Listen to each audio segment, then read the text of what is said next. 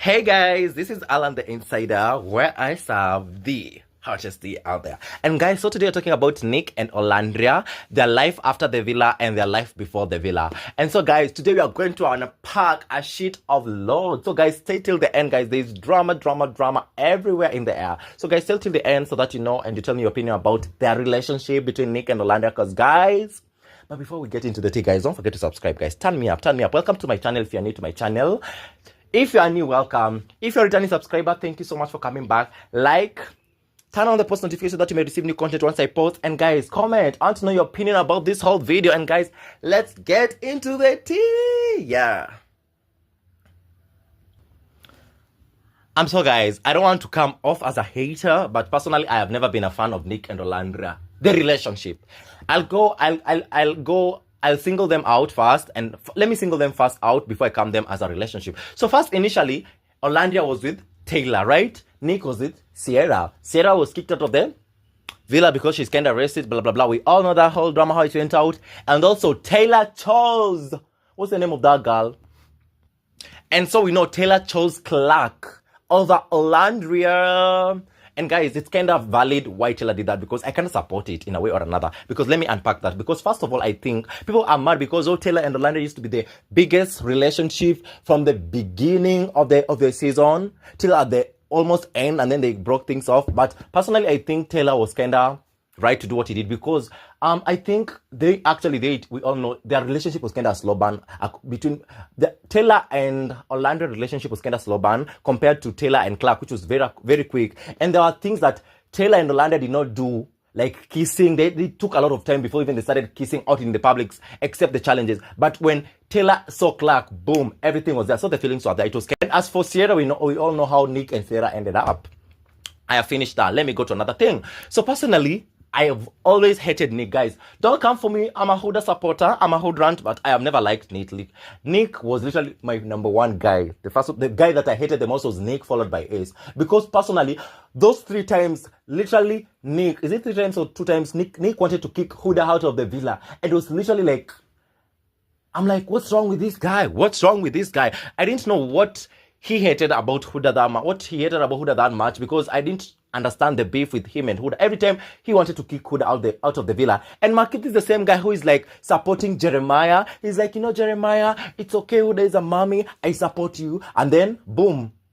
So Nick was kind of two-faced. Let me say it. Nick was two-faced to Jeremiah, because Nick and Esther, the reason why Jeremiah was kicked out of the villa, because they thought that Jeremiah was love bombing Huda, which was not. Jeremiah was kind of legitimately maybe in love with Huda, but sometimes I think maybe they took it too quickly. Maybe anyways, that's a whole story.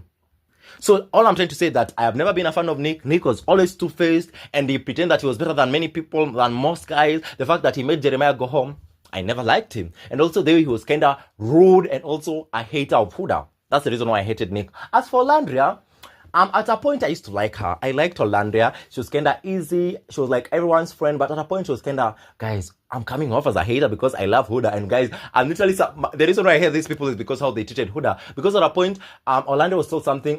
Olandria was told that by Huda that I don't know if Huda and Chris were kind of starting to make it exclusive or something. And then Olandria goes and tells everyone. And then people are like, so like, she was not a girl there. So in a way, Olandria, I don't know, Olandria used to pretend that she's a nice person, but she was not a nice person for me. Like, she used to, when you look at her, she looks like a nice person. Everyone is friends with her. But Marquis with that girl was kind of a snake, because if you're friends with Sierra and Shelly, it was Olandria, Shelly, Sierra. Those 3 girls, snakes. Anyways, now I've talked about them being individuals. Let's talk about them being in a relationship, like right now and maybe before the villa. Because finally, I was kind of happy Nick was kicked home. Olandria 50-50, but they were home. Because guys, I didn't see the point of the people bringing them back. People bringing them back into the villa. And Marquis, these people, they never liked each other, even during the challenges or anything. They never liked each other. And then they come back as friends. And now they want to pretend to us they are a couple. To hell. Guys, call me a hater, but Olandria, no. I have never shipped that couple, even till now. Because now I'm hearing that, I don't know, they have started meeting their parents, like opposite, like Nick goes to meet Olandria parents and vice versa, and I'm like, yo, your people are going too fast. Let me tell you something, guys.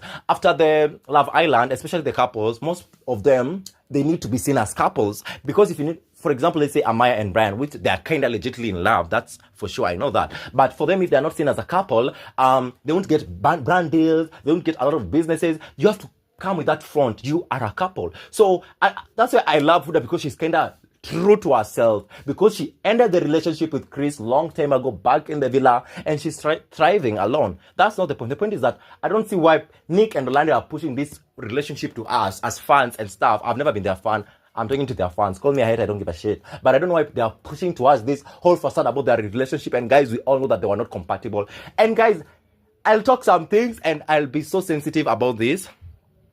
And guys, let me tell you, guys, and I'll come off as a bad person. All this is because of being racist. People out here, your people are kind of racist, because I know the reason why you're pushing Nick and Olandria that much is because Olandria, she's kind of black and Nick is white. That's the fact. That's the biggest fact. If it was a white and a white boy or a black and a black guy, no, people could not have shipped that relationship. But because they are literally interracial and stuff, y'all want to ship that relationship that much. Anyways, guys, I don't blame people, but we all know it's because of racism and how people want things to be. Anyways, guys, and that's why Love Island pushed. They wanted us to love Olandria and Chelly that much because they were the black girls. I'm a black person, that's not the point. But at some point, it's not about the race. It's not about the race. They were pushing because, why, guys? I still want to know, why did Nick and Olandria not go home? No one wanted them at that point. They should have gone home. And they should have left for people like Bella. We loved Bella. Anyways, that's not the point, guys. Tell me what your opinion about all this video. And tell me what you think about Nick and Olandria relationship. Are you shipping them, or are you like me? Anyways, see you next time.